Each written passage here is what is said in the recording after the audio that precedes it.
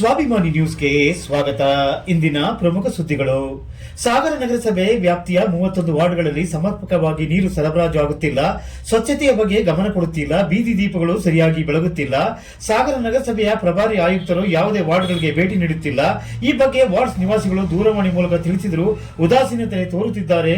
ಈ ಕೂಡಲೇ ವ್ಯವಸ್ಥೆ ಸರಿಪಡಿಸದಿದ್ದರೆ ಸಾಗರ ನಗರಸಭೆ ಎದುರು ಧರಣಿ ನಡೆಸಲಾಗುವುದು ಎಂದು ಕರ್ನಾಟಕ ದಲಿತ ಸಂಘರ್ಷ ಸಮಿತಿಯ ರೇವಪ್ಪ ಹೊಸಕೊಪ್ಪ ಹೇಳಿದರು.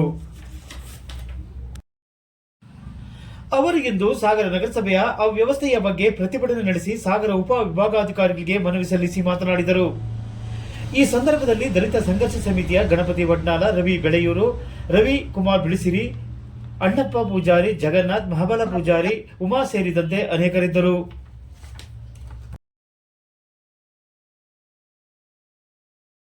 ಕಚೇರಿಯಲ್ಲಿ ನಗರಸಭೆಯಲ್ಲಿ ನಡೆಯುವ ಅವ್ಯವಹಾರಗಳು ಹಾಗೂ ಒಂದು ಸಾರ್ವಜನಿಕ ಹಿತಾಸಕ್ತಿಯನ್ನು ಕಾಪಾಡುವಲ್ಲಿ ವಿಫಲವಾಗಿದೆ ನಗರಸಭೆ ಅಂತ ಹೇಳ್ತಾ ಈ ಒಂದು ಮನವಿಯನ್ನು ಕೊಡಲು ಬಂದಿದ್ದೇವೆ. ಇಲ್ಲಿ ಒಂದು 31 ವಾರ್ಡ್ಗಳಲ್ಲಿ ಕುಡಿಯುವ ನೀರಿನ ಸಮಸ್ಯೆ ಹಾಗೂ ಕಸ ವಿಲೇವಾರಿ ತುಂಬಾ ಕೆಳಮಟ್ಟದಲ್ಲಿ ಆಗಿದೆ. ಇಲ್ಲಿ ಒಂದು 31 ವಾರ್ಡಿನ ಸದಸ್ಯರುಗಳು ಅರ್ಜಿಗಳು ನಮ್ಮ ಸಂಘರ್ಷ ಸಮಿತಿಗೆ ಬಂದಿದೆ.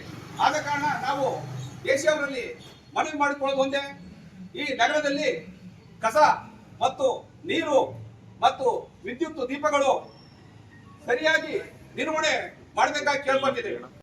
ನಡೆಸ್ತಕ್ಕಂಥ ಅಲ್ಲಿ ಇರ್ತಕ್ಕಂಥ ಪೌರಾಯುಕ್ತರು ಸಾರ್ವಜನಿಕರ ಗೌರವವನ್ನ ಕೊಡ್ತಕ್ಕಂಥ ಸ್ಥಿತಿಯಲ್ಲಿ ಆಯುಕ್ತರು ಇಲ್ಲ.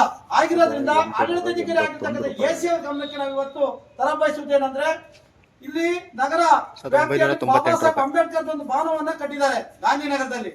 ಆ ಕಟ್ಟಿದ್ರೆ ಅಲ್ಲಿ ಅವ್ಯವಸ್ಥೆಯಿಂದ ಕೂಡಿದೆ. ಇವ್ರು ಯಾರು ನಗರಸಭೆ ಅದ್ರ ಬಗ್ಗೆ ಗಮನ ಹರಿಸ್ತಾ ಇಲ್ಲ. ನಗರಸಭಾ ಆಯುಕ್ತರು ದಿನಕ್ಕೆ ಕೊಟ್ಟಿದ್ದಾರೆ, ಆದ್ರೆ ಎಲ್ಲೆಲ್ಲಿ ವಾರ್ಡ್ ಸಮಸ್ಯೆ ಇದೆ, ಎಲ್ಲೆಲ್ಲಿ ಕಸ ವಿಲೇವಾರಿ ಆಗ್ತಾ ಇಲ್ಲ, ಎಲ್ಲೆಲ್ಲಿ ಕುಡಿಯೋ ನೀರಿನ ಸಮಸ್ಯೆ ಇದೆ, ಎಲ್ಲೆಲ್ಲಿ ಬೀದಿ ದೀಪ ಸಮಸ್ಯೆ ಇದೆ, ಇದನ್ನ ಅರಿಬೇಕು ಅಂತ ಹೇಳಿದ್ರೆ ನಗರಸಭಾ ಆಯುಕ್ತನಾಗಿ ಕೂರಿಸಿರೋದು ಸರ್ಕಾರ. ಆದ್ರೆ ಇವ್ರು ಏನ್ ಮಾಡ್ತಾರೆ, ಇಲ್ಲಿ ಇರ್ತಕ್ಕಂಥ ಕೆಲವು ನೌಕರನ್ನ ಹೆದರ್ಸ್ಕೊಂಡು ಕೆಲವು ಗುತ್ತಿಗೆದಾರನ್ನ ಇಟ್ಕೊಂಡು ಇವರು ಅಲ್ಲಿ ಆಡಳಿತ ನಡೆಸ್ತಾ ಕೂತಿದ್ದಾರೆ. ಅದಕ್ಕೆ ನಾವು ಎಸಿ ಅವ್ರಿಗೆ ಇವತ್ತು ಹೇಳೋದೇನಪ್ಪಾ ಅಂತ ಹೇಳಿದ್ರೆ, ನಗರಸಭೆ ಆಡಳಿತ ಕುಂಠಿತವಾಗಿದೆ, ನಗರಸಭೆ ಆಡಳಿತ ಗಭ್ಯತ್ವಾಗಿದೆ. ನಗರಸಭೆ ಆಯುಕ್ತರು ಯಾವುದೇ ನಗರಸಭಾ ಸದಸ್ಯರಿಗೆ ಗೌರವವನ್ನು ಕೊಡ್ತಾ ಇಲ್ಲ. ನಾವು ನಿನ್ನೆ ನಗರಸಭಾ ಕಚೇರಿಗೆ ಹೋದಂತ ಸಂದರ್ಭದಲ್ಲಿ ನಾವು ಒಂದು ಮಾಹಿತಿ ಹಕ್ಕಲ್ಲಿ ಒಂದು ಅರ್ಜಿಯನ್ನು ಕೊಟ್ಟಿದ್ದೀವಿ 2024ರಲ್ಲಿ. ಅದು ಕೇಳಕ್ ಹೋದಂತ ಸಂದರ್ಭದಲ್ಲಿ ಅಲ್ಲಿ ಒಬ್ಬ ನಾಗರಿಕರಿಗೆ ಅವೇಶ ಶಬ್ದಗಳಿಂದ ಪೌರಾಯುಕ್ತರು ನಿಂದಿಸಿದ್ದಾರೆ. ಅದನ್ನ ಪ್ರಶ್ನೆ ಮಾಡಿದ್ಕೆ ಅವ್ರು ಹೇಳ್ತಾರೆ, ನಮ್ದು ಸಂಘಟನೆ ಪೌರ ಕಾರ್ಮಿಕ ಕರೀರಪ್ಪ, ನಮ್ಗೇನೋ ದೌರ್ಜನ್ಯ ಮಾಡಿದ್ರು. ನಾವು ದಲಿತ ಸಂಘರ್ಷ ಸಮಿತಿಯು ಯಾವುದೇ ಸರ್ಕಾರಿ ನೌಕರಿಗಾಗ್ಲಿ ಸಾರ್ವಜನಿಕರಿಗಾಗಲಿ ದೌರ್ಜನ್ಯ ದಬ್ಬಾಳಿಕೆಯನ್ನು ಮಾಡಲ್ಲ. ನಾವು ಗೌರವಯುತವಾಗಿ ನಮ್ಗೊಂದು ಸಂವಿಧಾನ ಇದೆ ಕರ್ನಾಟಕ ದಲಿತ ಸಂಘರ್ಷ ಸಮಿತಿಗೆ, ಆ ಸಂವಿಧಾನದ ಆಶಯದಲ್ಲೇ ನಾವು ಮಾತಾಡ್ತೀವಿ. ನಗರಸಭಾ ಆಯುಕ್ತರಿಗೆ ನೀವು ಯಾವುದೇ ಸಾಮಾನ್ಯ ಜನ ಬಂದ್ರೆ ಗೌರವದಿಂದ ಮಾತಾಡ್ಬೇಕು ಅಂತ ಹೇಳಿ ನಾಗಪ್ಪ ಅವ್ರಿಗೆ ಗೌರವದಿಂದನೇ ಮಾತಾಡಿದ್ವಿ. ಅವ್ರೇನೋ ಬೇರೆ ಬೇರೆಯವ್ರಿಗೆ ಹೇಳ್ತಾ ಇದ್ರಂತೆ, ದಲಿತ ಸಂಘರ್ಷ ಸಮಿತಿಯವ್ರು ಬಂದು ದೌರ್ಜನ್ಯ ಮಾಡಿದ್ರಂತ. ದಲಿತ ಸಂಘರ್ಷ ಸಮಿತಿಯವರು ಅವ್ರ ನಗರಸಭಾ ಸಿಬ್ಬಂದಿಗಳು ವಿಡಿಯೋ ಮಾಡಿದ್ದಾರೆ. ನಾವೇನಾದ್ರೂ ನಗರಸಭಾ ಆಯುಕ್ತರಿಗೆ ಅವಶ್ಯ ಶಬ್ದಗಳಿಂದ ಆಗಲಿ ಅವರಿಗೆ ಏನಾದ್ರು ಏನು ಧ್ವನಿಯಲ್ಲಿ ಮಾತಾಡಿದ್ರೆ ಅವ್ರು ಆ ವಿಡಿಯೋ ತಗೊಂಡು ನೋಡ್ಬೋದು. ಆದ್ರೆ ಅಲ್ಲಿ ಸಾಮಾನ್ಯ ಜನ ಟೌನ್ ವ್ಯಾಪ್ತಿಯಾಗಿರ್ತಕ್ಕಂಥ ಕೂಲಿ ಕಾರ್ಮಿಕರು ಬಂದು ಸರ್ ನಮ್ಗೊಂದು ಸಮಸ್ಯೆ ಇದೆ ಬಗೆಹರಿಸಿದಾಗ ನಗರಸಭಾ ಆಯುಕ್ತರು ಗೌರವದಿಂದ ಕಾಣಬೇಕು ಅನ್ನೋದನ್ನ ನಾವು ಹೇಳ್ತಾ ಇದೀವಿ. ಎಸಿ ಅವರು ತಕ್ಷಣ ಇಲ್ಲಿ ಮಧ್ಯಪ್ರವೇಶ ಮಾಡಿ ಎಲ್ಲೇ ಕುಡಿಯೋ ನೀರಿನ ಸಮಸ್ಯೆ ಇದೆ ಮತ್ತೆ ಅಂಬೇಡ್ಕರ್ ಭವನವನ್ನು ಏನ್ ಮಾಡ್ತಾ ಇದಾರೆ ಅಂದ್ರೆ ಅಲ್ಲಿ ಮದುವೆ ಕೊಡ್ತಾ ಇದ್ದಾರೆ. ಅಲ್ಲಿ ನಾನ್ ವೆಜ್ ಮಾಂಸಾಹಾರವನ್ನು ಮಾಡ್ತಾರೆ. ಮಾಂಸಾಹಾರ ಮಾಡಿ ಆ ಗ್ರೌಂಡ್ ಒಳಗೆ ಊಟ ಹಾಕ್ತಾರೆ, ಹೊರಗಡೆ ಅಲ್ಲ.